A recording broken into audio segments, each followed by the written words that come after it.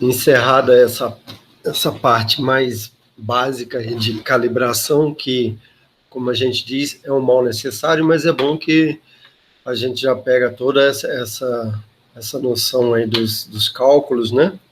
Que tem que ser feito, etc, etc. A gente passa para uma outra fase aqui, e nessa outra fase, a gente começa a trabalhar com features. E para chegar em features, a gente começa... Deixa eu achar que eu achei. Para chegar em features, a gente inicia com processamento de imagem, que é uma coisa mais ou menos tranquila, que talvez vocês já tenham visto antes, mas sempre é bom a gente revisar, né? Inclusive, acho que eu passei a equação de convolução, né? Formulação matemática aí de filtragem já para vocês, na aula onde a gente viu um pouquinho da transformada de Fourier, né? Legal, então o que a gente vai ver inicializar na aula de hoje é a parte de features, e para a parte inicial de features a gente começa com processamento de imagem. Na verdade, filtragem, o que a gente chama de filtragem, né, que muitos de vocês já devem ter visto. Então, para que serve isso? Serve para você melhorar imagens, serve para você extrair características de imagens, tem várias, assim, ela sempre... Isso aqui não é bem... A gente diz que não é bem visão computacional, mas ela é um outro mal necessário, né, para os algoritmos de visão computacional funcionarem bem, trabalharem bem, ok? Então, na primeira parte a gente começa vendo o que é processamento de ponto. Na verdade, processamento de ponto é uma transformação, né, na imagem. Quando eu falo em processamento de imagem, eu estou falando da imagem toda aqui, estou falando que eu vou entrar uma imagem como entrada e vou ter uma imagem como saída, né? Só que quando a gente fala que é processamento de ponto, a gente só considera o valor de entrada de um ponto na imagem para determinar o valor da saída daquele ponto na região que a gente está considerando, tá?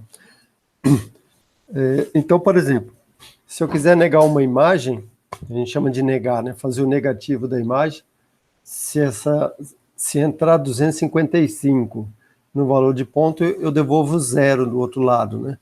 Se entrar zero, eu devolvo 255 do outro lado. Se entrar 120, sei lá, se entrar 100, por exemplo, eu pego 255, subtraio de 100 e devolvo isso do outro lado. Isso seria um exemplo típico, né, do que a gente chama de processamento ponto. O importante é que nessa hora que eu estou fazendo processamento de ponto, eu estou modificando o valor em função apenas de um ponto. Eu não preciso considerar uma região ao redor daquele ponto, né? Então, muitas operações nas televisões antigas, por exemplo, inclusive isso era feito em hardware, né? Você tinha um botãozinho lá para aumentar o brilho, né? Etc. Tudo isso aí dá para ser feito em software, né? Também através de cálculos, né? Então, operações podem ser implementadas por processamento de pontos, são equalização, negação, aumento do brilho, né? Ou então, se eu tiver uma tabela, né, quero implementar uma transformação não linear, ó, se entrar tal coisa, se entrar tal valor, sai tal valor, não sei o que, né? Tá? Eu defino a tabelinha entre 0 e 255 e defino qual o valor que eu quero que saia, naqueles casos. Isso é muito usado para você transmitir, por exemplo, algum valor codificado dentro de junto uma mensagem, né, codificada dentro de uma imagem, né? Você altera o valor desses pontos e depois você tem uma tabela para recuperar os valores de volta, né? Se o cara lá da outra ponta tiver essa tabela, ele vai conseguir recuperar os valores de volta. Então, se tem uma imagem que você quer transmitir, que você não quer que ninguém veja o conteúdo, passa nessa tabela, transmite. Quem pegar no meio do caminho não vai saber nada do que se trata, né? Só se ele tiver a tabela para recuperar. Tá? Então, tem algumas aplicações também aí, essa processamento de pontos, né? nessa parte de criptografia. Tá? Então, aqui alguns exemplos. Vamos supor aqui que a nossa imagem ela vai entre o valor dos pixels, né? Está entre 0 e 1, sem perda de generalidade aí, né? Então, nesse caso, se tiver entre 0 e 1, se eu tiver uma função que me retorna o próprio valor, né? Está entrando v, retorna f de v, o f de v é igual ao próprio v, eu teria aí, na verdade, a gente estaria fazendo uma cópia, né, da imagem. Ou seja, isso é o que a gente chama de função identidade. A segunda, f de v igual a 1 menos v, né, ou no caso lá que eu disse, 255 menos v, está negando a imagem, né, faz o negativo. Para aumentar o brilho, se está entrando um certo v, eu pego esse v, elevo a uma certa potência p, né? Se p for menor do que 1, lembrando que o valor de v está entre 0 e 1 também, né? Se p for menor do que 1, aumenta o brilho.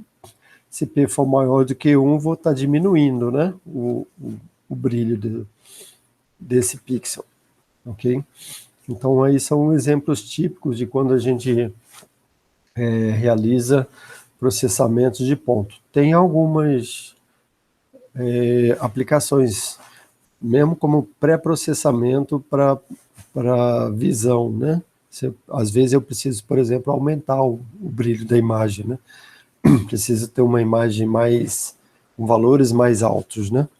Nessa hora eu vou aplicar essa terceira função aí para fazer isso, ok? Veja que ela vai depender do valor que o pixel tem, para aumentar o valor daquele pixel ou não, né? Ok? Se tiver um valor 0, ela não vai aumentar nunca, né? Vai continuar sendo 0.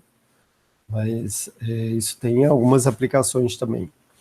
Então, assim, eu espero que vocês tenham entendido bem que o que importa aí é o valor que o pixel tem naquele determinado momento, né? O valor da saída vai ser determinado só em função do valor da entrada daquele pixel. Já quando a gente trata de no modo mais natural da gente entender processamento de imagens, é o que a gente chama realmente de filtragem. Falou processamento, todo mundo já entende que é filtragem de imagem, ok? Nessa hora, não apenas o valor do ponto em questão que eu estou processando importa, mas também o valor dos vizinhos dele. Então eu pego uma certa vizinhança ao redor do meu pixel e vou determinar o valor da saída dele, é a mesma coisa, né? Eu tenho uma imagem de entrada e vou ter uma imagem na saída, e vou processar cada ponto dessa imagem de entrada, dar um valor pro correspondente na imagem de saída, só que agora, ao invés de considerar só o valor do ponto em questão, eu vou considerar uma vizinhança dele, ok? Uma vizinhança de um determinado tamanho, depende da aplicação que a gente está fazendo. Então, filtragem ou processamento de imagem, na verdade, é uma generalização aí de processamento de sinais, né? Que não sei se todos tiveram, mas é uma disciplina que normalmente na engenharia elétrica se tem processamento de sinais. Na nossa engenharia de computação, aqui do DCA, também, aqui da UFRN, né? Também os alunos têm a disciplina de processamento de sinais. Mas nem todas as engenharias de computação têm processamento de sinais. A nossa tem uma tendência mais de elétrica do que de computação. Essas disciplinas de engenharia elétrica foram mantidas, né, no nosso curso. Então, o nosso engenheiro de computação, ele sai com noções de processamento de sinais aí boas, né? Não sei se alguém vem de engenharia de computação, mas algum de vocês deve ter tido lá em processamento de sinais, ok? Então, no nosso caso aqui é a mesma coisa, só que processamento de sinais tipicamente é 1D, né? E aqui a gente está em 2D. Uma imagem, ela pode ser entendida como um sinal bidimensional, né? Um sinal em duas direções, no espaço bidimensional, né? Ok? Legal, vamos entender um pouquinho, né? Aqui eu acho que eu já coloquei essa imagem para vocês, mas no nosso olho isso também ocorre. Já ocorre alguns tipos de filtragem, né? Mesmo antes do sinal, né, luminoso que está passando aqui pela nossa pupila, bater lá na retina, ele passa pelas lentes, né? Que são determinadas, que já formam também, a lente serve para deflexão, você tem aqui na frente o cristalino, né? E a combinação dos dois já fornece aí uns certos tipos de filtros, né? Sem contar que lá atrás a gente tem também os cones e bastões, que eles podem ser entendidos como filtros, né? Na verdade, eles vão captar, vão reter, né? Só a informação necessária referente a cada uma das cores, eu diria assim, né? Não é bem isso, mas não é bem cores, não é bem RGB, a gente chama eles de SML, né? Mas porque eles captam direto do espectro, né? Eles captam qual é a ativação daquele comprimento de onda, né? Para essas posições, para a posição onde ele se encontra, né? Ok? E, claro, os bastões eles captam a quantidade de luz, né? De iluminação, tá? Mas ambos podem ser entendidos como sendo filtro. Então, além do filtro natural da luz, né, que a gente já tem aqui, que o conjunto íris e lente, né? A gente ainda tem no nosso olho aí também, lá no fundo da retina, outros tipos de filtros. Né? E o que é um filtro? Eu entendo que eu estou pegando uma função, por exemplo, aqui é a verdinha, né? Que é o G, e passando ela, né? Em todos os comprimentos de ondas aí de uma determinada luz, que está aqui representado pela cor preta, né, no desenho. Então, quando eu passo ela em cima dessa outra, ela vai captar, ela vai dar uma resposta, né? Vai ser se eu tiver na frequência, né, no domínio da frequência, vai ser uma multiplicação. Se eu tiver no domínio do espaço, vai ser uma convolução, né? Então, a gente faz aí a convolução do filtro, né, com o que está lá, com a cor que está lá, né? Ok? Ou seja, então eles já podem ser entendidos desde aí como sendo alguns filtros, né? Que a gente está passando na luz que está chegando aos nossos olhos, ok? Mas vamos à definição mais matemática. Vamos entender que a gente tem uma imagem como entrada, né? A gente está realizando alguma operação em cima dessa imagem e a gente vai produzir como saída uma outra imagem, ok? Pode ou não ser do mesmo tamanho. Então, por exemplo, quando a gente fala de wavelets, a gente reduz o tamanho da imagem. Na verdade, wavelets a gente produz, em se tratando de imagem, em se tratando de sinal, a gente reduz o sinal na metade, né? Em se tratando de imagem, a gente reduz a imagem, a gente produz 4 outras imagens. Reduz a imagem na metade do tamanho original, mas produz 4 outras imagens a partir de uma imagem. Em teoria, essas 4 outras imagens, elas contêm, né, a mesma informação que essa imagem original contém. Se eu consigo transformar aqui para lá, eu consigo fazer o contrário. Então, assim, isso para dizer que pode ou não ser a saída do mesmo tamanho que a entrada. Normalmente, aqui em visão computacional, se a gente não for para o wavelet ou para algum outro filtro que reduz o tamanho, né? Se a gente não for construir alguma pirâmide, né, por exemplo, que a gente vai ver depois isso, a gente vai estar tratando de imagens que têm o mesmo tamanho na entrada e na saída. Quase o mesmo tamanho. Depois eu vou explicar o porquê desse quase aí. Quando chegar mais à frente, vocês vão entender isso melhor, ok? Mas, em princípio, eu tenho uma imagem na entrada, quero produzir uma imagem na saída. Tem várias aplicações, entre elas restauração, né, de imagens. Se eu tenho uma imagem que perdeu um pedaço lá dela, eu posso aplicar um filtro para espalhar, por exemplo, as cores para os vizinhos. Nessa hora eu restauro, jogo para o pixel que está faltando um determinado valor, né? Ok? Para melhoria, né, de imagens, isso a gente vê muito hoje em dia os modelos, né, os modelos usam e abusam dessas melhorias de imagem para parecer mais bonito, né, na foto, como diz o outro. Prestação de features, que é uma das nossas aplicações aqui em visão computacional. Atenuação, né, se uma imagem está muito... A gente pode estar com ruídos, né, a gente pode atenuar os ruídos dessa imagem.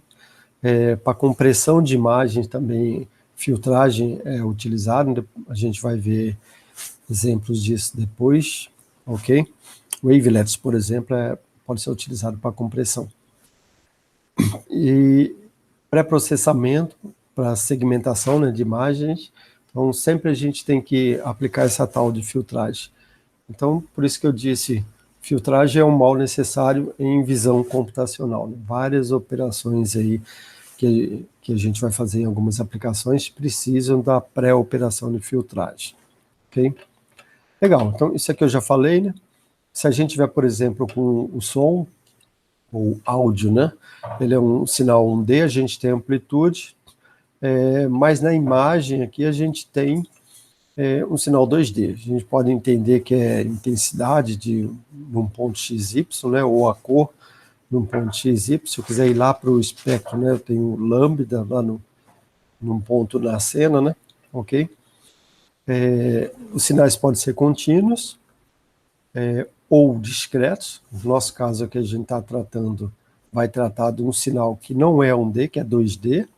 É um sinal desse tipo aqui de int de XY ou cor de XY, né? E o X e Y é discreto. A gente viu lá que a gente tem 3 discretizações, né, a serem feitas. Além de discretizar no espaço, né, ou seja, fazer x, y, por exemplo, terem valores inteiros ou representar ter uma certa dimensão lá o meu pixel, né? Além disso, a gente tem ainda discretização no tempo, né? Por quanto tempo que eu vou pegar a cor que está ali num determinado ponto, né? Se a cor está mudando ao longo do tempo, se eu pegar um intervalo de tempo menor, talvez eu não pegue exatamente a cor que eu quero, né? Se eu pegar um intervalo de tempo maior, eu posso pegar a cor mais exata, né? E a gente tem ainda uma outra discretização, né? Que é quantas cores eu vou pegar, né? Se eu vou pegar 16 milhões de cores, por exemplo, como um RGB de 8 bits, né, cada um me permitiria, né? Ou se eu vou pegar menos, se eu vou, né? Então a gente tem assim essas 3 tipos de discretizações que normalmente quando a gente vai para o computador a gente tem que tratar disso, né? Ok? Então a gente tem esses 3 valores aí a serem discretizados, ok? Só para... A gente pode até entender que tem mais, mas a princípio esses 3 é suficiente para a gente aqui, tá? Então, saindo e entrando já direto em filtragem, vou só recordar lá atrás que a gente já passou essa função para vocês. Essa função era chamada de convolução, é a forma matemática, né, de uma função aí que implementa a filtragem, ok? E o que está sendo dito aqui é que a convolução entre 2 funções f de xy e g de xy, que a gente representa por h de xy, né? Tá? X aqui e y varia no espaço, né? Então eu teria uma função 2D bidimensional. Ela é entendida como a integral em u e v, né? A integral de menos infinito a mais infinito, da integral de menos infinito a mais infinito, de f de uv, f é a primeira função, vezes g de x menos u e y menos v. Isso tudo integrado em du dv, né? Que são as variáveis que eu estou integrando aqui. São as variáveis que eu tenho nas 2 funções, né? F de uv, g de x menos u, y menos v. Opa, essa função está meio complicada de entender ela assim de forma contínua, né? Mas se a gente for para o discreto, vai sumir o du dv, né? Continua aqui menos infinito e mais infinito, mas se a gente está discreto, a gente não tem nada que vá de menos infinito a mais infinito. Então eu vou ter intervalo aqui também. Normalmente esse intervalo ele é pequeno. Os que a gente vai ver hoje, por exemplo, eu vou de menos 1 até mais 1, ok? Para os dois, tanto para x, tanto para u quanto para v, desculpa. E aí continua. F de uv, f, u e v pode ter valores pequenininhos, né? Então a gente dá a entender aqui que eu tenho uma função que o suporte dela é pequeno, ok? Depois daí ela vira tudo zero, por exemplo. Ela pode ser de menos infinito a mais infinito, mas ela é zerada, né, em quase todo esse domínio dela, menos numa região pequenininha, onde ela assume determinados valores. Por isso que geralmente a gente não precisa ir de menos infinito a mais infinito, apesar que a definição formal matemática é isso, né? Mesmo no caso discreto, a gente sai de integral, passa para somatório, né? E aí é uma função pequena multiplicada por uma outra função, só que considera um domínio maior. Então, a saída na posição h, que a gente chama de h de xy, né? A saída na posição xy, o que ela vai fazer? Ela vai, na verdade, se a gente vê que a gente tem x e y aqui, ela vai percorrer uma região pequenininha em torno daquele xy que é dado, né? E fazer essa operação de multiplicação aqui dos pixels de uma. É isso que a gente está falando aqui, ó. Vou multiplicar os valores de uma pelos valores da outra. É multiplicação, né? Ok? Legal. Eu acho que vocês ainda não entenderam muito bem, aqueles que nunca tinham visto, mas vamos para uma abstração aqui que vocês vão conseguir entender muito tranquilo. Então aqui eu tenho exemplo de duas funções, está com letra maiúscula aqui, mas sem estresse pode ser letra minúscula também, né? Tá? Então aqui está um f pequenininho, ó, de 3 por 3, né? Aqui está um g qualquer. Vamos pegar uma posição aqui, g de x, y, por exemplo, essa daqui, né? Que está aqui embaixo. A saída do filtro por essa operação de convolução, que é o h de xy, que está aqui em cima, ela é dada pela multiplicação dos valores de f pelos valores de g numa vizinhança aqui, né, em torno desse ponto, tá? Então, assim, o valor menos 1, por exemplo, que seria esse daqui, né? F de menos 1, né? Que é esse daqui, multiplica o g de x menos 1 e y menos 1, que é esse daqui, 0, 0 seria aqui, menos 1, volta para cá, né? Ok? 0, 0 é o central aqui, né? Ou xy é o central, desculpa. X menos 0 e y menos 0 seria esse aqui, né? X menos 1 e y menos 1 seria esse daqui. Então, na verdade, o que a gente está fazendo com aquela operação anterior é pegando o valor desse pixel, multiplicando por esse, somando com o valor desse pixel, multiplicando por esse multiplicando por esse. Bom, se quiser ir para lá, também pode ser, né? Esse vezes esse, mais esse vezes esse, mais esse vezes esse, mais esse vezes esse vezes esse vezes esse, e assim por diante, até chegar lá no último vezes o último daqui, né? O último de g vezes o último de f, ou que a gente está ao contrário, né? Lá na função. É esse vezes esse, e assim, o de cima vezes o de baixo, né? E depois dessa multiplicação toda, faz um somatório, faz a integração propriamente dita aí, né? Que é representada pelo somatório. Eu estou em 2D, né? Então é o somatório do somatório, duas vezes, né? Somatório assim e somatório assim, ok? Somatório numa direção, somatório na outra direção. Somatório em I, somatório em J, né? Pode ser, né? Entendido assim, ok?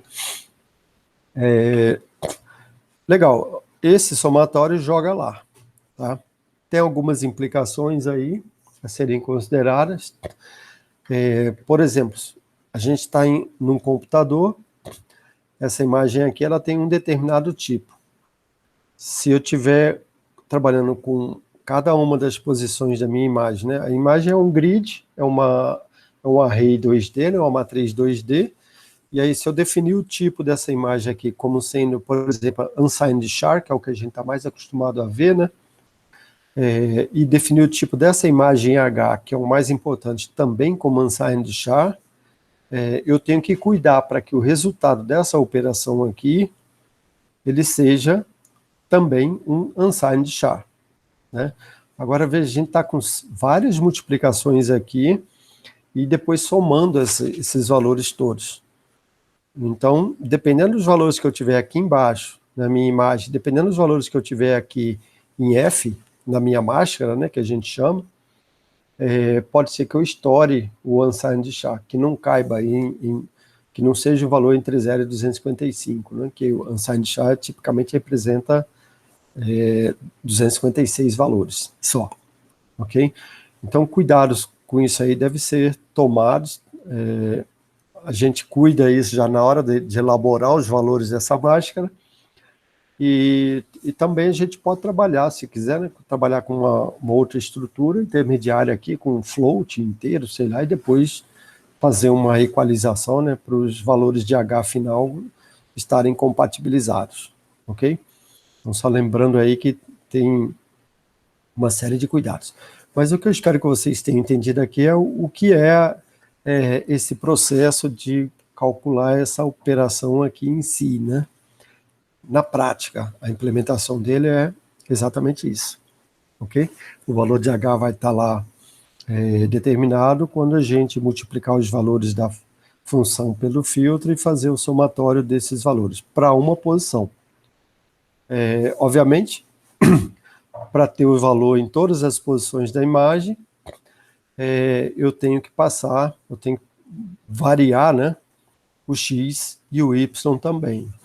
Legal, então passar um filtro na imagem, eu precisaria variar esses dois aqui, variar X e Y para que o G de XY aqui, né, que é a minha imagem, ele varie também, né, ok? Legal, e como é que eu faço isso? Botando mais dois fora aqui na parte externa, né? Então já viu que para implementar a convolução a gente precisa de 4 fora para implementar na imagem toda, né? Para uma posição da imagem é isso aqui, agora eu preciso fazer isso para toda a posição da imagem. Outra coisa a ser considerada é quando eu estou com essa minha máscara próximo das bordas. Se a gente colocar ela aqui na primeira posição, por exemplo, que é essa daqui, essa primeira 3x3, né? Colocar a máscara mais para a esquerda e mais para cima, 2 pixels acima e 1 à esquerda, a gente chega no limite aqui. Poxa, quer dizer que o limite vai ser determinado para esse ponto aqui, né? E o ponto da borda? O ponto do cantinho? Como é que a gente faz com ele? Porque se eu pegar minha máscara e levar para uma posição à esquerda e uma posição acima, eu vou estar com a minha imagem fora do... Né? Aí eu não vou ter, vou dar o que vai ocorrer, que a gente chama de segmentation fall, né? Eu vou tentar acessar uma região de memória, que são esses pixels aqui, né, de fora da imagem que não existe, ok? Ou seja, isso significa que eu não vou conseguir fazer isso.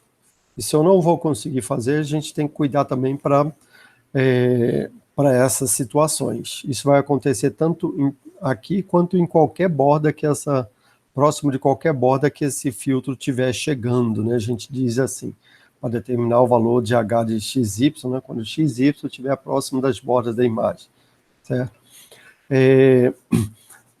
Assim, a pessoa que está desenvolvendo a aplicação é que tem que tomar cuidado com isso. Então, ela toma a decisão que for mais apropriada. Algumas das soluções usadas na literatura para resolver esse problema de você não ter os valores definidos aqui nessas regiões de bordas, né? Por exemplo, você pegar os valores que estão aqui e estender eles. Então, nesse cantinho, os valores do canto aqui eu estenderia para esses 3 pixels, né? O valor desse pixel aqui próximo eu estenderia para a borda, ok? É simplesmente pegar o valor que está aqui e estender para o vizinho. Com isso, eu teria uma imagem de saída do mesmo tamanho da minha imagem de entrada.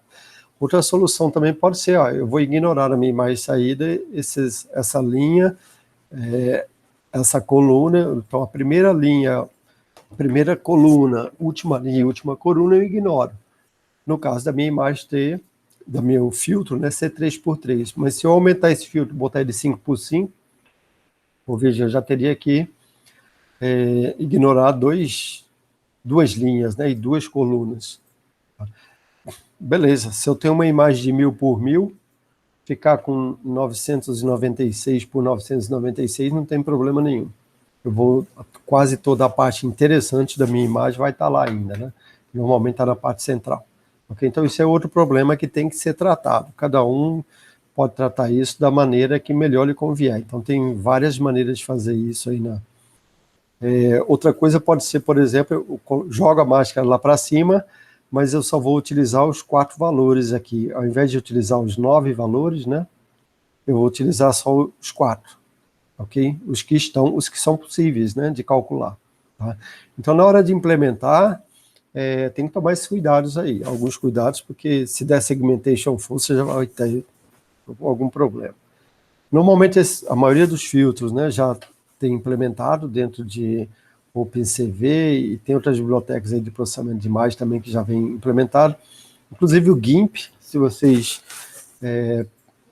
utilizam ele, o GIMP é um editor de imagens, ele permite você implementar alguns filtros, algumas filtragens, permite inclusive você definir o valor, o tamanho da máscara, né, o valor de cada um dos elementos da máscara.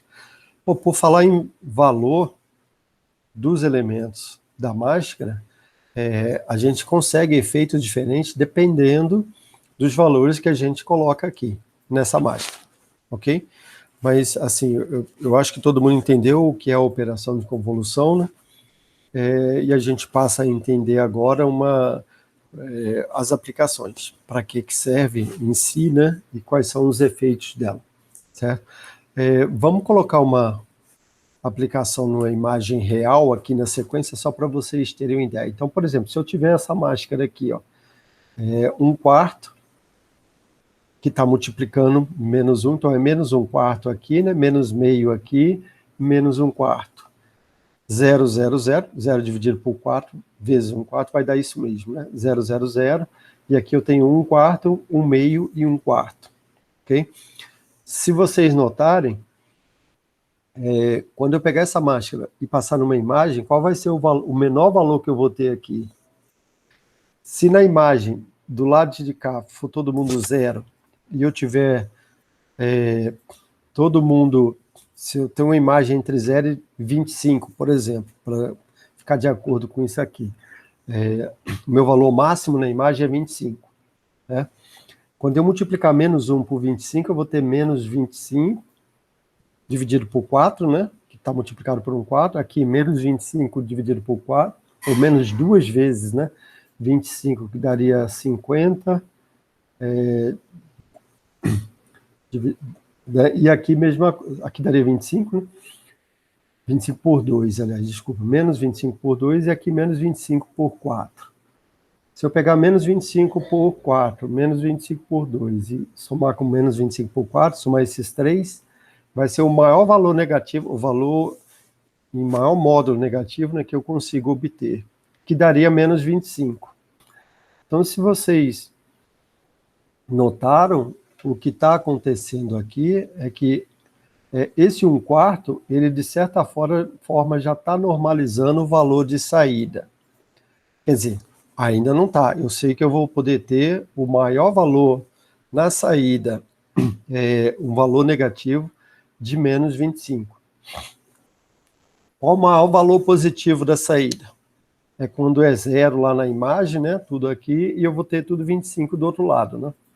Aí, nesse caso, seria 25 mais 50 mais 25 dá 100 dividido por 4, também daria 25. Ou seja, então, o que esse 1/4 aqui está fazendo é está normalizando o menor valor na saída para ser menos 25, na verdade está equalizando, né? E o maior valor na saída, se a minha imagem tiver valores entre 0 e 25, certo?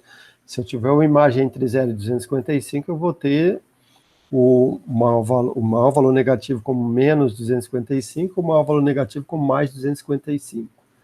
Então, de certa forma, aquela questão da normalização que eu falei para vocês, ela está sendo feita aqui por esse 1/4, ok?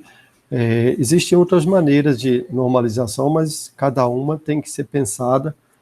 Nesse caso aqui, o autor já deixou o 1/4, né? Facilitar a nossa vida para a gente não ter que se preocupar com isso, ok? Mas poderia ter valores negativos, essa é a saída desse filtro, né? Mas vamos lá, colocando essa máscara aqui nessa posição na imagem todo mundo é 0, né? Então, o que vai acontecer? Quando eu multiplicar isso aqui, cada valor da máscara por 0, vai dar tudo 0. O valor da saída para esse ponto aqui, que está aqui do outro lado, ele é 0, né? Tá certo? Menos meio, menos 1/4, desculpa, vezes 0, mais 0 vezes 0, mais 1 vezes 0, mais... Bom, o 0 aqui vai zerar todo mundo de lá, quando multiplicar. E aí o valor na saída vai dar 0, ok? Beleza. Se eu pegar essa máscara e colocar um pouquinho mais à direita, vamos chegar com ela nessa posição aqui, por exemplo, onde a primeira coluna é 0, a segunda coluna é 0, a terceira coluna é 25. Qual vai ser o valor na imagem da saída? Vai ser o valor correspondente a esse pixel aqui, né? Tá? 1, 2, 3, 4, o quinto pixel. 1, 2, 3, 4, quinto, tá 25 aqui, vamos conferir. De fato, né? As duas primeiras colunas vão zerar, e a terceira vai ser 25 mais 50 mais 25 dividido por 4, que vai dar 25, né? Aqui no final, ok? Beleza, vamos chegar um pouquinho à direita ainda, para pegar duas colunas de 25 agora e a terceira de 0, né? Esse 0 aqui vai zerar a primeira coluna da máscara. O 0 da segunda coluna da máscara vai zerar os 25 daqui. No final vai sobrar quem? Vai sobrar também 25, né? Porque 25 mais 50 mais 25 dividido por 4 vai dar 25. Então, de fato, né, aqui na posição correspondente, ó, que é essa aqui agora, a gente tem, correspondente a essa, né? A gente tem 25, ok? Legal, aí vamos levar um pouquinho à direita, pegando logo uma situação, levou um pouquinho à direita, todo mundo já é 25 dentro da máscara, né? O que vai acontecer? A coluna negativa da esquerda da máscara vai cancelar a coluna da direita. Aqui vai ser tudo menos, né? Vai ser menos 25 e aqui vai ser mais 25. Vai zerar, né? E a coluna do centro já é zero, a máscara vai zerar aqui, né? Então o resultado da máscara aplicada aqui nessa posição vai ser 0. E assim para todos os outros, que eu tiver todo mundo 25 aqui dentro, né? Vai ser 0, certo? Veja o efeito, que legal, que essa máscara produziu para a gente. Eu tinha uma imagem onde era todo mundo 0 à esquerda, e todo mundo é 25 aqui, do lado direito, a partir dessa coluna aqui, todo mundo é 25. Ele vai produzir na saída uma outra imagem, onde eu tenho todo mundo 0 à esquerda, eu tenho duas colunas com 25, e depois eu tenho tudo 0 à direita, né?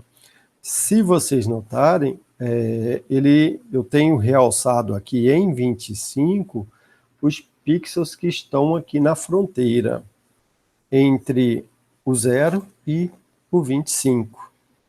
Pô, que legal, se eu aplicar um outro algoritmo aqui e sair quais são os pixels que estão em 25, eu consigo saber onde é que está a posição dessa borda na imagem. Eu consigo saber, esse pixel está na borda, se ele tiver um valor 25, né, ele está na borda. Se ele tiver um valor 0, ele está fora da borda, ok? Legal, a gente acabou de ver aqui de forma empírica, né, um detetor de aresta, o que a gente chama de detetor de borda. Não sei se alguém já tinha visto, mas de fato, né, esse pixel aqui, essa máscara, desculpa, ela está detetando bordas na direção vertical, né?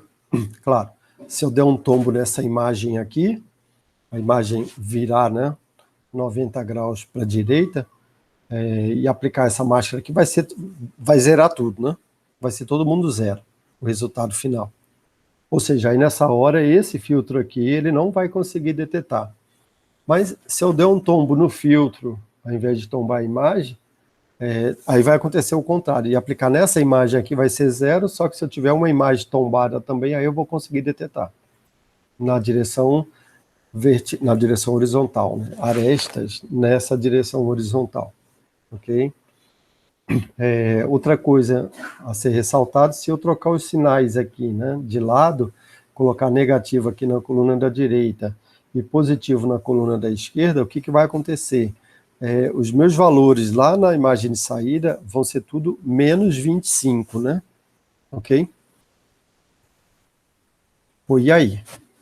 Claro, eu teria que processar isso usando uma estrutura intermediária, que eu falei, por exemplo, jogar como inteiros aqui, né? Ao invés de deixar como unsigned de char, como provavelmente estaria essa imagem de entrada, para poder considerar os valores. Mas o que acontece é que, normalmente, a gente vai precisar de fazer um outro processamento em cima. Como é que a gente faz para detectar arestas em direções quaisquer? Eu passaria esse filtro aqui, obtenho essa primeira imagem aqui, né?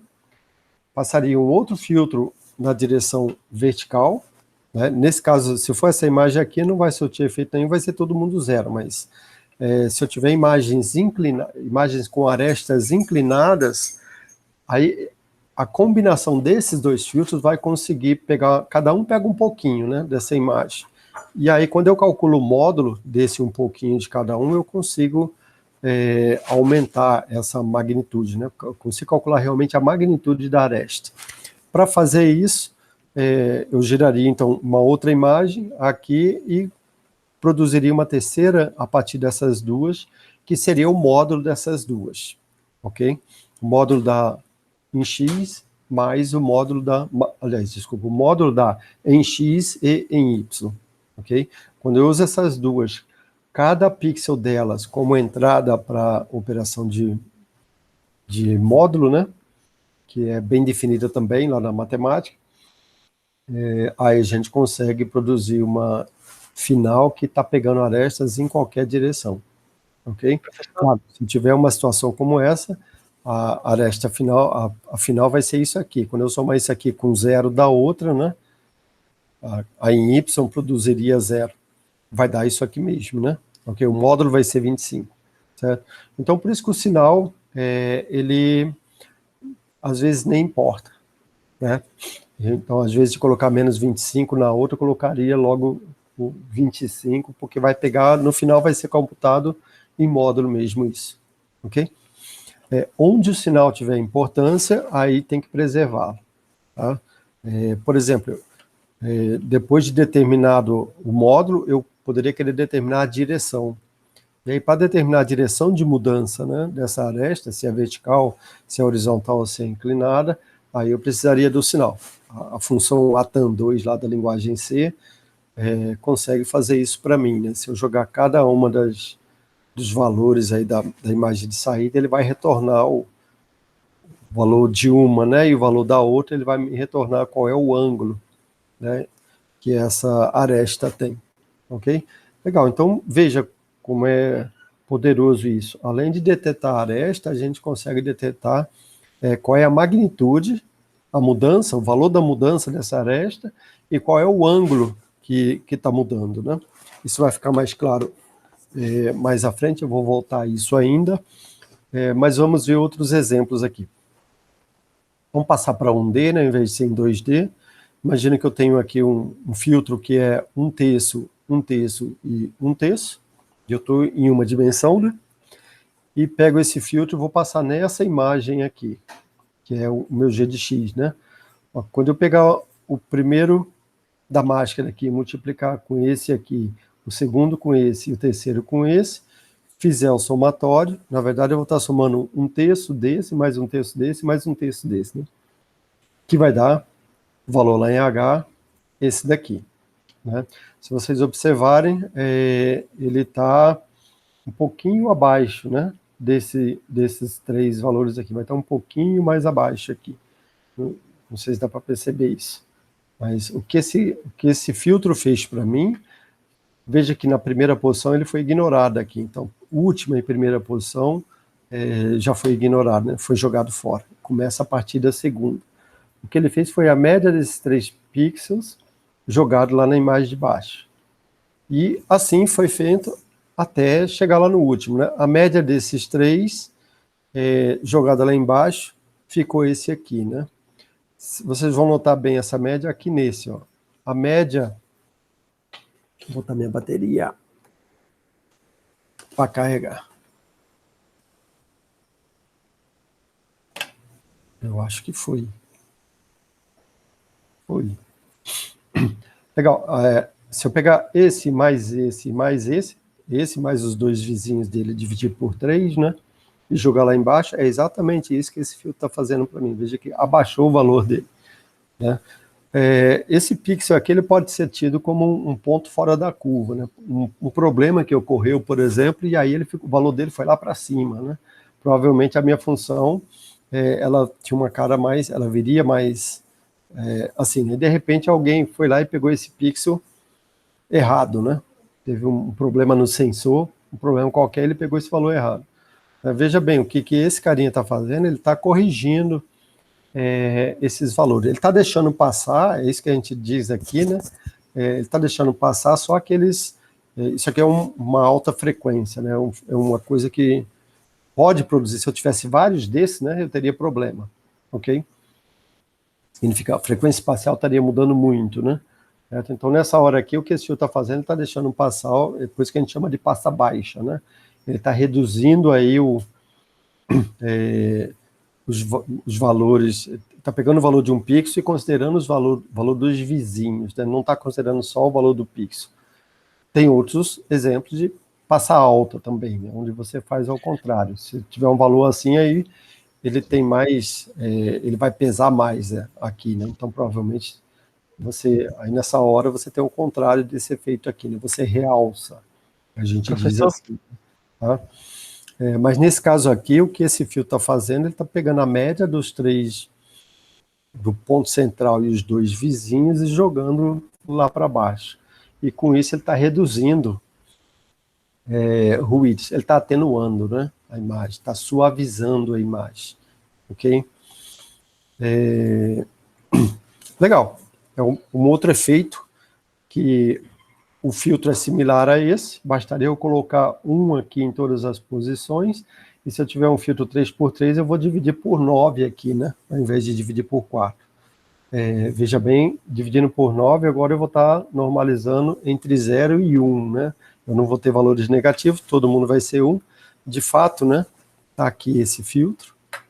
Vai ser mais o seguinte, obviamente eu não vou implementar isso em forma de multiplicação, né? Não vou passar, a menos que, por facilidade de implementação, eu poderia definir uma máscara 3x3 e realmente multiplicar os valores da máscara pelos valores da imagem. Mas se eu for implementar isso numa imagem direto, provavelmente eu vou fazer uma operação como essa aqui, né? Fica muito mais rápido, né? Claro. Eu não precisaria só vou somar todo mundo, né, e dividir por 9 no final. Não preciso multiplicar o valor da máscara aqui pelo valor da imagem, o valor da máscara pelo valor da imagem. Tá? Mas, fora esses aspectos, isso aqui, obviamente, para tornar mais rápida a implementação, fora esses aspectos computacionais aí, eu acho que vocês entenderam que realmente eu teria 1 em todas as posições, né? Dividir por 9, novamente, quando eu divido por 9, se o valor está entre 0 e 255 na entrada, ele vai continuar entre 0 e 255 na saída, né? Ok? Nesse caso aqui, como eu não tenho nenhum negativo, eu não preciso me preocupar com a parte negativa. Tá? No outro caso, eu teria que me preocupar. Então, normalizar filtros que só tem parte positiva é só somar os valores todos dele e colocar um fator de divisão para cada uma das posições, né? Baseado nesse somatório, ok? Claro, se eu quiser aumentar o tamanho do filtro, posso, né? Pegar 5x5 ao invés de 3x3 e assim por diante, né? Bastaria usar algo parecido com isso aqui, né? Se eu quiser fazer em x diferente de y, né? Maior em x, menor em y, também é possível, né? Ok? Isso depende da aplicação, da maneira como cada um vai utilizar isso. Esses são os chamados filtros suavizantes, né? Eles jogam aí, borram, né? Jogam o valor do centro e consideram os valores dos vizinhos, né? Também. Né? Veja que é box, né? Isso é uma caixa. O valor é tudo igual, né? Vou considerar o mesmo, a média, né? Tá? Tem uma versão não linear desse filtro. Nesse caso aqui é linear, né? Porque a gente consegue implementar isso em forma de multiplicação de matriz do filtro, né? Pela imagem. Ok? Mas tem versão não linear disso, que, por exemplo, seria passar o filtro mediana. O que é o mediana? Seria eu pegar os valores, esses 3 valores aqui, né? Ver qual é o valor médio, provavelmente vai ser esse. Veja, vai mudar, e jogar o valor médio. Ó, o valor médio, o valor desse cara está bem em cima desse, tá 4, né? Aqui ele está um pouquinho, o resultado desse filtro aqui foi um pouquinho abaixo. A mediana ele ficaria aqui em 4 também, né? Ok? A mediana nesse caso aqui seria o valor desse pixel, seria 4 também, né? Subiria um pouquinho. No caso desse aqui, a mediana seria esse daqui, né? A mediana entre esse e esse, que é o valor médio é esse aqui, né?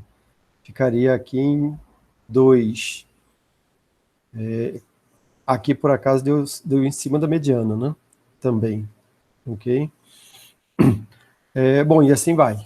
Aí, veja que nesse caso eu estou com um filtro que eu não tenho uma máscara para ele, né? Eu teria que implementar ele com uma tabela, né? Joga os valores na tabela e pega o valor do mediano aí na tabela. Eu tenho que percorrer, não tem jeito, né? Ok? Não existe uma máscara dessa para implementar o filtro mediano. Mas o efeito é parecido com o filtro média, né? Tem diferença entre eles. Aqui exemplos de uma imagem, né, original e ela filtrada com filtro média 3x3, aqui um filtro média 5x5. A gente vê que quanto mais o aumento o diâmetro, né, que a gente diz, mais a imagem fica borrada, né, mais ele espalha os valores. No limite, eu teria um filtro do mesmo tamanho da imagem, né, onde para todos os pixels aqui eu teria o valor único, né, para a imagem. Seria a média de toda a imagem, né? Tá? Entendeu? Dá para sair fazendo esse paralelo aí. Teria a média em todos os pixels, né? Ok? Bom, tem várias aplicações, entre elas reduzir, atenuar, né? Lembra que a gente falou em reduzir ruídos lá da imagem. Acho que a aplicação principal desse filtro é essa, ok? Vamos voltar à questão da detecção de arestas mais um pouco. Se vocês se lembram da análise vetorial, não sei se vocês tiveram análise vetorial no curso de graduação, mas provavelmente alguém deve ter tido. A definição de gradiente, ele é representado pelo operador nabla, né, que a gente chama. Então, quando eu tenho nabla G, eu digo que eu estou aplicando o gradiente em G, né? Ele é definido como a derivada parcial na direção x mais a derivada parcial na direção y, né? dg dx, derivada parcial. Okay? Na direção x mais derivada parcial na direção y. Certo? O que é isso? Derivada parcial na direção x. Derivada, opa. Derivada todo mundo sabe o que é, né? Derivada é diferença. Diferença entre dois valores, claro, né? Diferença não dá para ser entre mais de dois valores. No caso de imagem, a gente aproxima a derivada, e não só no caso de imagem, mas em casos outros gerais, quando a gente não vai para a forma analítica de derivada, a gente simplesmente aproxima a derivada pela diferença entre um pixel e outro. Nesse caso, para a gente considerar uma região um pouquinho maior, a gente pega o pixel da frente menos o pixel de trás. Ó, isso me dá uma ideia do valor da mudança, né, no pixel central. Então, se eu tenho um pixel central, pego o pixel da frente, subtrai do pixel de trás, eu sei o quanto a minha intensidade está mudando ali naquele pixel. Tá? E se a gente for implementar isso computacionalmente, dá para eu definir uma máscarazinha, nesse caso de eu teria a derivada na direção x, né? E teria derivada na direção y. Na direção x é pegar o pixel da frente do pixel que você está, subtrair o pixel de trás e dividir por 2. Isso, para ficar com um valor mais preciso, né? Ela é dada aproximadamente por isso aí. E isso está expresso aqui nessa equação, né? A função imagem na posição x mais 1, menos a função imagem na função x menos 1, o y está o mesmo aqui, ó, dividido por 2. Tá? Isso se a gente chamar isso de fx, né, para representar o dg, dx de xy, dá para botar isso num filtro, numa máscarazinha de uma linha e 3 colunas, né, e colocar menos meio, 0 e meio. Olha que legal. Então eu consigo implementar a derivada em forma de filtro, né, também, ok? Se eu pegar isso aqui e fizer a convolução dele com a imagem, o resultado vai ser uma outra imagem, onde eu tenho lá a derivada para cada posição dessa imagem que eu passei isso aqui, né? A derivada em x. Se eu for para y, né, que é a outra direção aqui, obviamente é só pegar, já dá para perceber que é só pegar isso aqui e dar um tombo de 90 graus, né? Tem a questão do sinal de novo. Aqui realmente está pegando o valor da frente menos o valor de trás, né? A gente sempre determina uma direção. Eu penso que x está para a direita e y está para baixo, né? O 0, 0 para nós é sempre no canto superior esquerdo, aqui em visão computacional, ok? O 0, 0 da imagem. Então, se eu estou descendo, e se eu dou um tombo nesse meu filtro, né, eu vou pegar o valor de baixo, subtrair do valor anterior ao que eu estou, de cima, e dividir por 2. Fazendo isso, para toda essa minha imagem, eu vou ter também uma outra imagem que representa o gradiente na direção y, ok? Usando a mesma operação de convolução, que é o que a gente está estudando aqui hoje. Legal, então, isso é o que está aqui, né?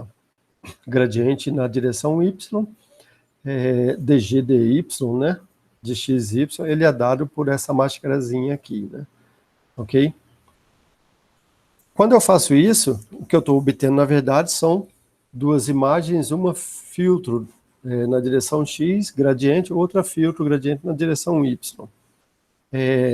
Aí, obviamente, se eu quiser, a partir daí é que começa. Até agora eu calculei só os filtros. A partir daí, se eu quiser que isso seja útil, se eu quiser determinar, por exemplo, qual é a inclinação, se eu tenho uma aresta, eu vou ter diferença, eu vou ter isso aqui com valores definidos, né? Claro. Se o valor aqui for 0 da saída, significa que eu não tenho diferença nenhuma entre o da frente e o de trás, né? E a mesma coisa aqui para esse. Se o valor for 0, significa que eu não tenho diferença nenhuma entre o da frente e o de trás, né? Quando eu divido 0 aqui por 2 dá 0. Mas se eu tiver valores altos aqui, e alto também vai dar 0, né? Se eu tiver valor todo mundo em 0, se eu tiver um diferente do outro, aí eu vou ter valores definidos, né? Certo? Seja ele negativo ou positivo, né?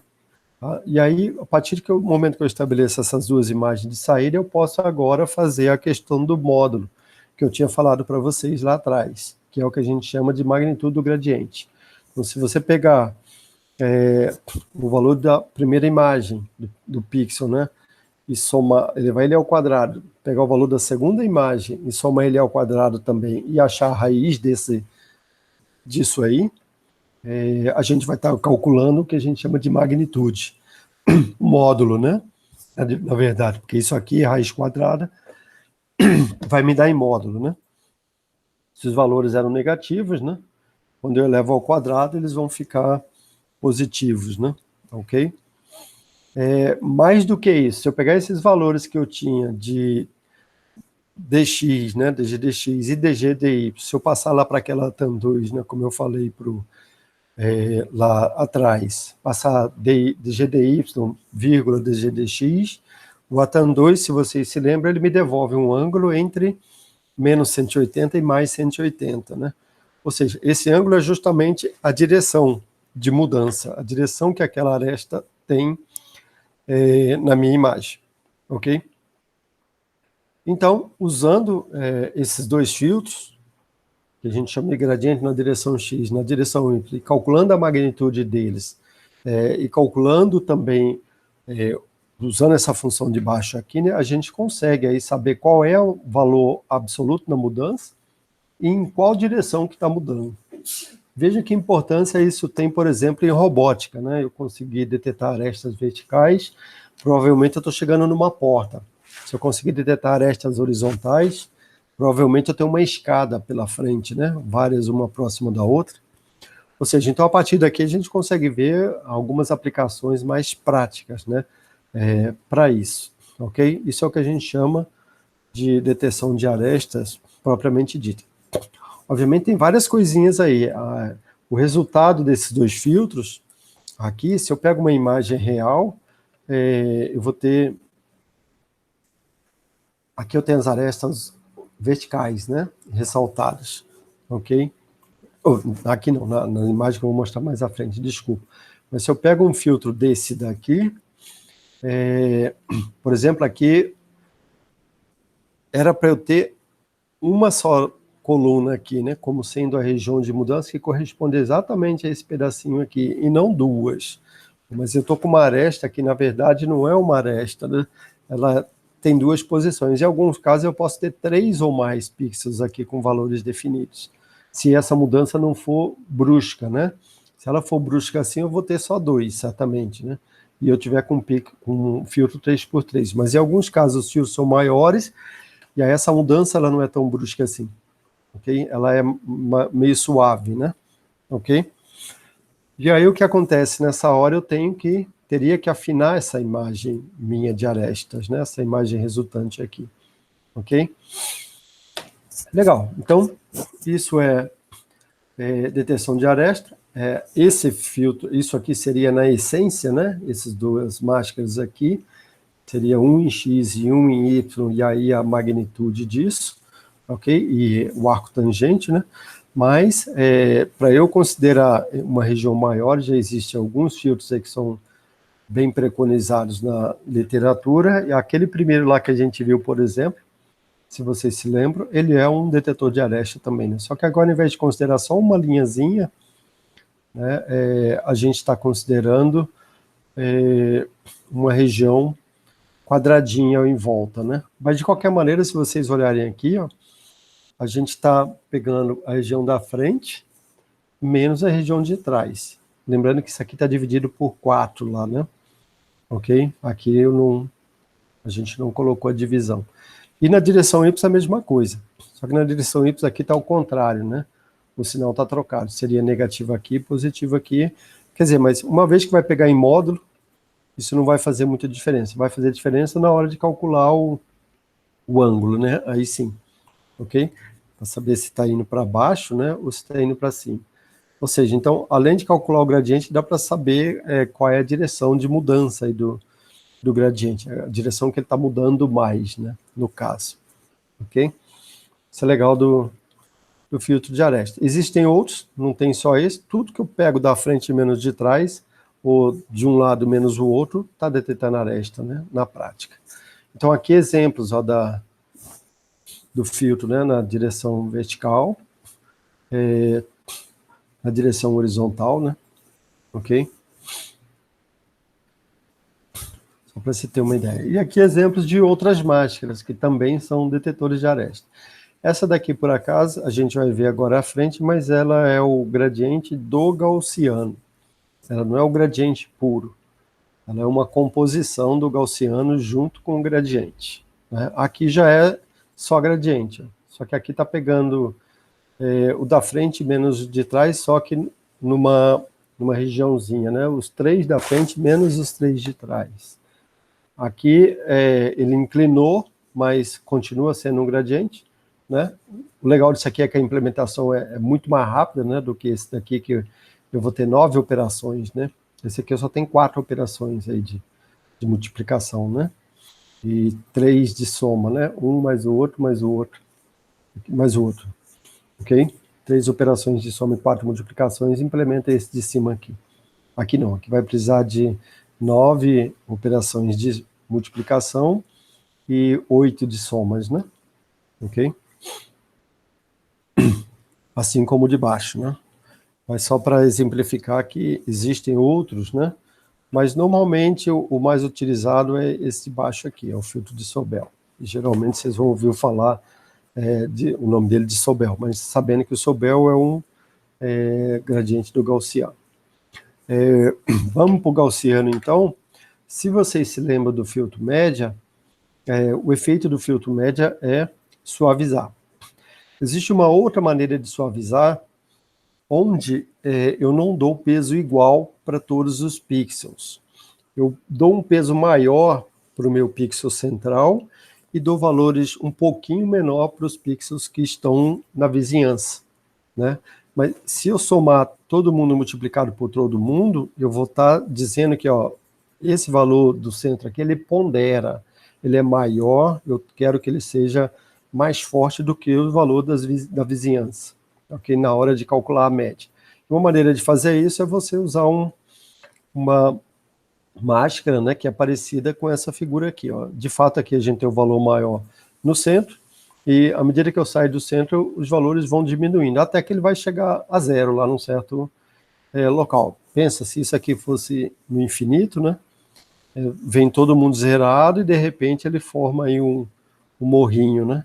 Dependendo do valor do sigma, esse morrinho ele vai ser mais abaixado e maior, o suporte, né, dele vai ser maior, ok?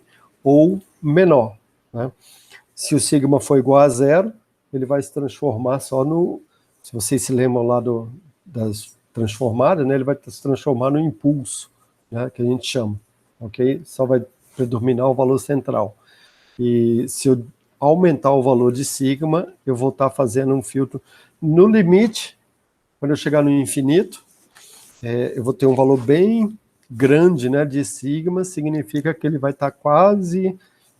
O valor do pico aqui, né, vai ser quase zero. Não vai ser zero, chegar no infinito vai ser zero, mas próximo de infinito ele vai ter um valor pequenininho. No limite, o filtro gaussiano, ele é o filtro médio, né? Ele se torna o outro, ok? No limite, quando o sigma é infinito, certo? Mas normalmente a gente usa valores de sigma entre 1.2, eu diria, às vezes não menor do que isso, e 3 ponto qualquer coisa aí, 3.5, você deixa os valores dele aí no meio, ok? Nesse meio. 1.7 eu diria que é um valor mágico aí, né, que muita gente utiliza, ok? Mas eu não sei se vocês entenderam aí o significado do sigma, né, de eu achatar ou não. E o operador gaussiano, se vocês se lembram, ele é dado por essa função aqui, né? Aqui está em 1D, se eu tivesse em 2D aqui eu teria um y também, né? E aqui eu teria um parênteses, né? Menos x ao quadrado mais y ao quadrado, ok? Aqui nesse expoente do epsilon, né? Do E aqui, aliás, né? Isso aqui é o valor E, 2.8 qualquer coisa, não lembro o valor desse número não. Mas, em suma, isso aqui é uma das formas, né, que o pessoal utiliza aí para a função gaussiana. Existem outras formas. Aqui, veja que o sigma está fora da raiz, né? Eu acho que essa é uma das mais usadas, mas tudo que se aproxima, se eu colocar um A aqui, né? AX, né? E elevado a A, ok? X, pronto, isso aqui já vai ser algo próximo de uma função gaussiana. Mas assim, aqui em visão, uma das mais utilizadas é essa daqui, ok?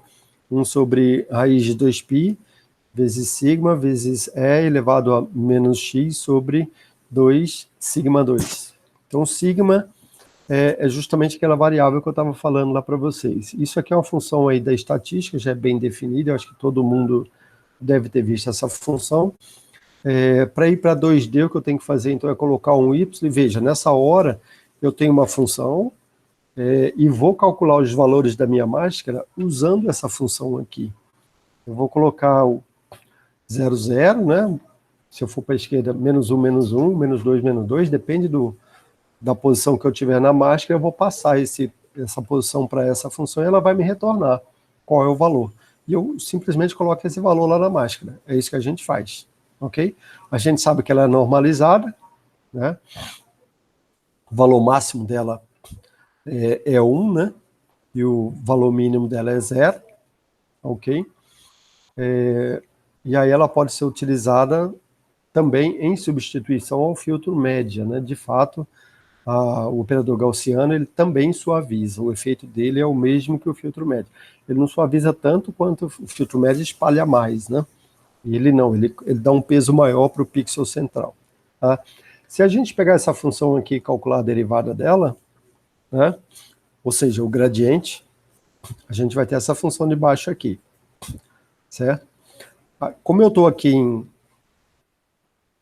um D, né, em uma direção, é simplesmente o g' de x, né? Mas se eu tivesse em duas direções, se eu tivesse y aqui também, eu teria uma derivada para x, né? E uma outra derivada igual a essa aqui para y. É fácil calcular essa função, né? Essas duas funções aí derivadas usando cálculo diferencial integral lá, que eu acho que todo mundo teve aí no curso, né? Ok? Pronto, nessa hora eu tenho o que eu chamo de gradiente do gaussiano. Se eu pegar essa função aqui e elevar ela uma outra vez, eu vou ter essa função de baixo aqui. Tá? Se vocês quiserem calcular, vá lá. Se não quiser, acreditem, né? E isso aqui é a menos de algumas aproximações que a gente fez já lá no início, né? Mas esse aqui é a derivada segunda dessa função. Esse operador aqui, g'2 de x, g'2 sigma de x, né, que a gente diz, a gente chama ele de Laplaciano do Gaussiano. Ou seja, ele é a derivada segunda. Se vocês se lembram lá de análise vetorial, né, a gente tinha o vetor, você tem o gradiente, que é a derivada do vetor, e você tem o Laplaciano, né? O gradiente é o nabla, né, lá que a gente chama, né? E a gente tem o Laplaciano, que é a derivada segunda, ok? A derivada segunda, a gente só tem uma, a gente não tem duas, como no caso aqui, né? Porque quando você deriva, você já chega em duas de uma vez, chega numa só, né? Duas vezes, né? Ok? Na verdade, tem aí umas aproximações também para você joga as outras fora, né? E fica só com essa daqui. Okay? Teria mais, né? Mas a gente só fica com essa daqui, que é considerada a derivada segunda. Bom, o importante é a gente ver essa aqui a gente já sabe, né? Que serve para detecção de arestas, ok? De fato, esse aqui, aquele filtro de Sobel, né? Que a gente viu lá, ele tem essa cara aqui, né? Também, né? Ok? Na direção X e essa cara na direção Y. Vamos ver as máscaras. O significado aqui das variáveis, só para vocês relembrarem lá, né, da função gaussiana. O sigma, o que é o sigma? É justamente o desvio, a gente chama de desvio padrão, né? Se eu pegar essa distância daqui até aqui embaixo, né, e sair somando ela ao longo aqui, né, a distância horizontal, né, até aqui em cima, o desvio padrão ele vai ser isso aqui, né? Ele vai estar mais ou menos em 0,607. Isso aqui é o desvio padrão, né? Ok? Então veja, se eu aumentar o sigma, o que vai acontecer? Eu vou ter que abaixar isso aqui, né? Para que isso aqui vá mais para lá. E, consequentemente, se eu abaixar isso aqui, a minha curva vai achatar. Quando eu chegar no limite, sigma igual a infinito, essa minha função vai estar lá embaixo, né? E vai estar aumentada aqui para os lados, né? Para o lado ela vai ser diferente de zero, ok? Então, de fato, né? Se a gente pensar em aumentando o tamanho de sigma, a gente vai chegando perto da função média, cada vez mais perto da função média ela chega, né? Então, por isso que ela serve também para você, ó, se eu definir um ponto aqui na minha máscara, outro ponto aqui, e outro ponto aqui, eu teria uma máscara 5x5, né, nesse caso, eu tenho um valor bem pequenininho na ponta, nos pixels da borda, e eu tenho um valor um pouquinho maior para os pixels mais perto do centro e um valor maior para o pixel central. Quando eu faço somatório dessas multiplicações todas aí, a gente tem uma suavização, né? A imagem é suavizada, ok? Isso para a gente chama de derivada zero, né? Se eu pegar a derivada 1, que é o gradiente, aí ele tem outra cara. Uma outra forma aqui, só para vocês, nesse caso aqui, ele desconsidera o sigma, né? Já, só para vocês saberem que existem outras aproximações. Então, a cara das máscaras aí do gaussiano, da derivada zero é essa daqui, né? É o famoso morrinho aí, né? Que a gente tem, ok? Obviamente, eu construiria a minha máscara a partir dos valores da função gaussiana aqui no centro, em regiões em volta, depende do tamanho da máscara, né? Ok? Que eu quero construir. Se eu for para...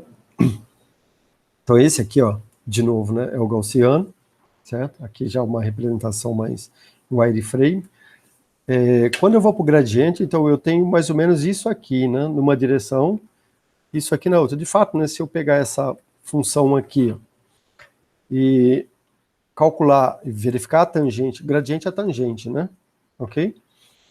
A tangente dessa função aqui nesse ponto, ela está apontando para lá, né? É zero. À medida que eu vou me aproximando daqui, né? Aliás, à medida que eu vou me aproximando daqui, né?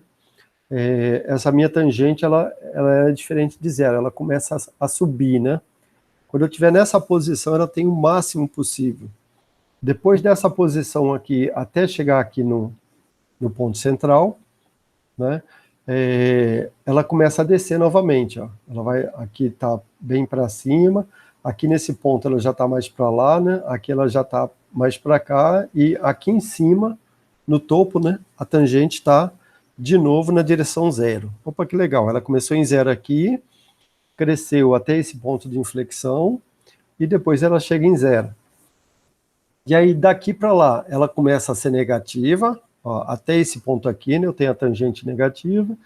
Desse ponto aqui para frente, ela fica menos negativa, né? Quer dizer, o módulo dela vai diminuindo, ela continua negativa ainda, mas com o módulo diminuído, né?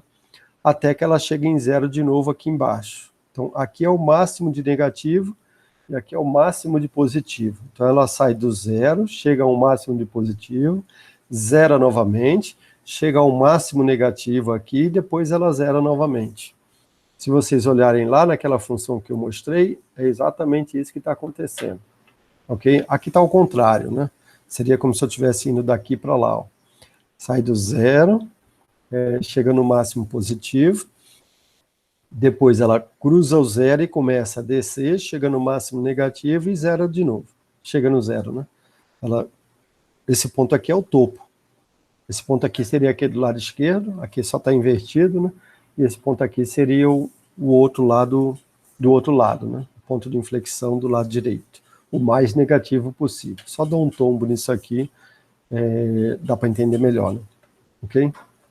Legal. Pensa isso na direção X e isso na direção Y, nas duas direções. Né?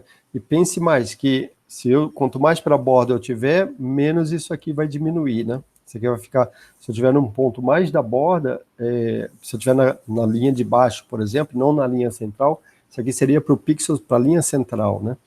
Se eu sair e ir para a linha de baixo para a linha de cima, eu vou ter a mesma cara, só que vai ser um pouquinho menor aqui o módulo, né? E aqui também vai ser um pouquinho menor, ok? Isso me fornece uma máscara com essa cara aqui, ó.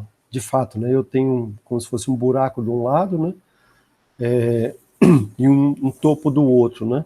Ok? Uma máscara 2D, né? Então calcularia isso, usa os valores aqui para preencher os valores da máscara, pronto, você tem o gradiente. É exatamente isso que está lá naquele filtro do Sobel, né? Só que lá a gente só tem 3, lá a gente tem um valor alto, né? Para o pixel, para a linha central, e aí quando eu venho para as margens, né? Para esse lado aqui, eu tenho um valor diminuído, né? Ok? Esse é o gradiente em X, o em Y é parecido com isso, só que na outra direção, né? Agora eu tenho, esse aqui é o em Y, né? Ok? E aí, usando esses dois, eu teria, né? Teria como calcular o módulo e o ângulo para onde está variando o gradiente. Certo? Por um laplaciano, já é um pouquinho diferente, tá? Se a gente pegar aquela função lá da derivada segunda, essa daqui, ó, o que vai acontecer? E começar a calcular a tangente dela. A tangente é zero aqui, né? A tangente vai chegar a um negativo aqui nesse ponto, e depois o máximo negativo, e depois ela vai começar a diminuir esse módulo, continua negativa, até chegar em zero aqui nesse ponto de novo. Nesse ponto aqui ela é zero. A partir daqui, o que acontece? Ela começa a ser positiva, né? E até esse ponto de inflexão, ela chega no topo, no máximo positivo dela, ok? E aí depois ela começa a descer de novo, até chegar nesse ponto aqui, e depois ela chega em zero.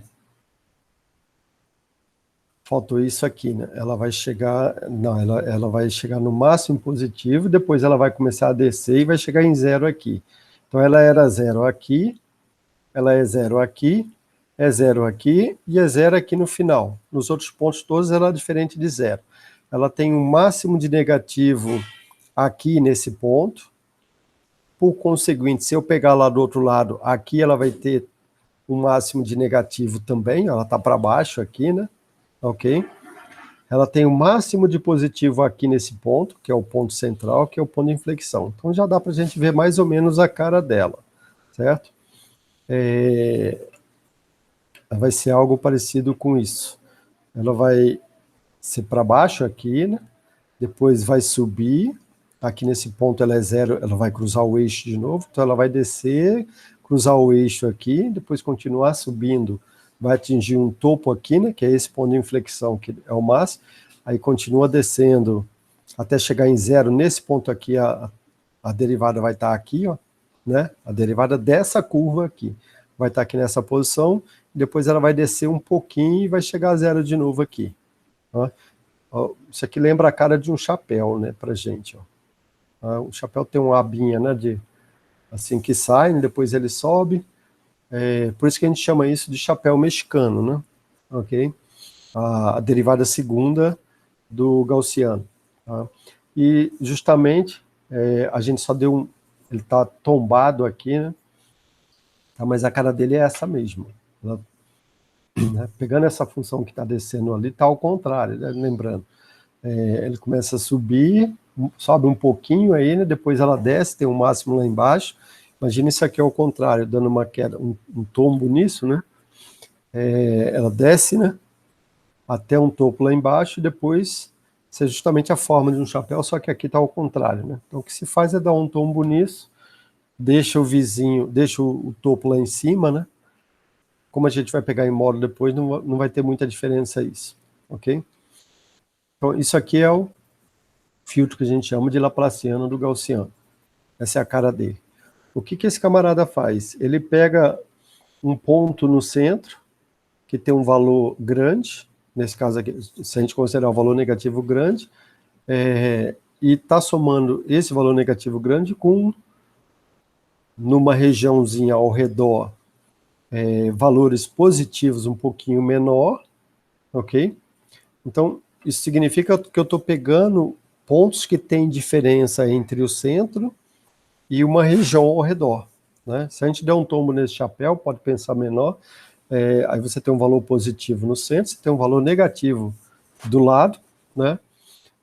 Significa que eu estou pegando a diferença entre centro e periferia, center surround, né? A gente fala no inglês, né? Isso é justamente a definição de textura, aquilo que tem diferença entre o centro e ao redor, né? A região, justamente os vizinhos, é o que a gente conhece como textura na literatura.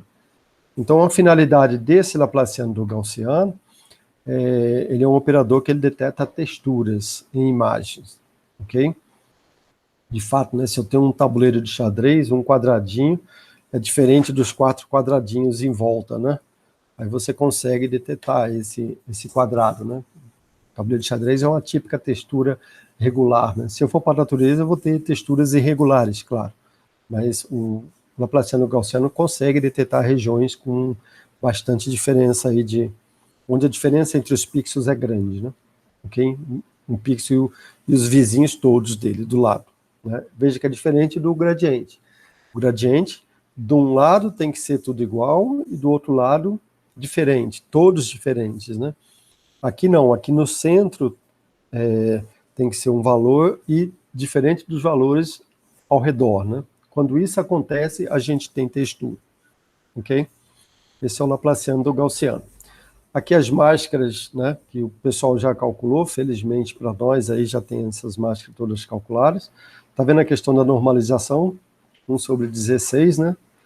Justamente somatório desses valores aqui dá 16, né? Ok? Esse é o Gaussiano, um dos mais utilizados, né? Aqui está o gradiente do Gaussiano, que é o Subel, né? Dá para aumentar o suporte aqui, se quiser, aí só recalcular da máscara para cá, né? E esse aqui é o Laplaciano do Gaussiano, que normalmente é utilizado. Como eu falei, normalmente se dá um tombo da máscara, né? Valor positivo no centro, valor negativo ao redor, né? E zero lá nas bordas, né? E daí para frente seria tudo zero, se eu aumentar o tamanho dos valores dele, né? Aqui um exemplo da aplicação deles nas imagens. Isso aqui uma imagem muito usada na literatura de processamento de imagem, chamada de Lena, né? Essa imagem começou a ser utilizada em 1970, por aí. Então essa senhora tem hoje seus 80 anos, eu acho, mais ou menos. Um tempo desses aí, ela é considerada a musa do processamento gráfico, né? Ela deu até tá viva, ela fez uma entrevista aí com o pessoal da área, tá? Mas aqui o Gaussiano, né? Aplicado só na imagem preto e branco dela, né? Ok? Aqui o gradiente do Gaussiano, em uma das direções, não lembro qual direção. Veja, para detectar arestas mesmo, eu teria que pegar isso aqui agora e sair afinando essas arestas, né? Aí aresta para mim é uma coisa com um pixel só. Então isso a gente passa a ver a partir da próxima aula, como é que eles resolveram isso na literatura, né? Ok? Aqui a gente vê o Laplaciano do Gaussiano. Realmente, né, a região do cabelo dela aqui, ele pega bastante, tem bastante textura, né? Se a gente for lá para a imagem original, o cabelo é uma região onde a gente tem bastante textura, né? Aqui no chapéu também tem algumas texturas. De fato, ele pegou menos no chapéu, né? Ok? A resposta do Laplaciano ela é bem menor porque você está trabalhando pensa em diferença. Se eu pego uma coisa subtrai da outra, agora eu pego uma coisa subtraída da outra, subtrai isso duas vezes. Então a gente está tratando da derivada segunda, né? É a mesma coisa que quando a gente faz ao contrário. Se a gente faz a integral, né, depois a integral da integral, a gente está fazendo o contrário da derivação, né? Aí você pode levar problema, porque você está amplificando, né? Aqui eu estou diminuindo, estou pegando a diferença da diferença no Laplaciano Gaussiano, ok? Bom, legal. Na aula de hoje é isso, basicamente. Eu espero que vocês tenham entendido aí o básico de processamento de imagens, né? E a gente volta a entrar agora, na aula que vem a gente volta a isso rapidamente, mas entrando já em features, né? Usar isso como uma base, isso assim, eu acho que é importante entender o conceito de filtragem, etc., para que a gente tenha uma base para as próximas aulas, para entender direitinho o que são as tais das features, né? A gente fala em feature, mas vamos entender melhor a partir da próxima aula esse conceito de feature e utilizando esses conceitos anteriores que a gente tem agora acertado para vocês, ok?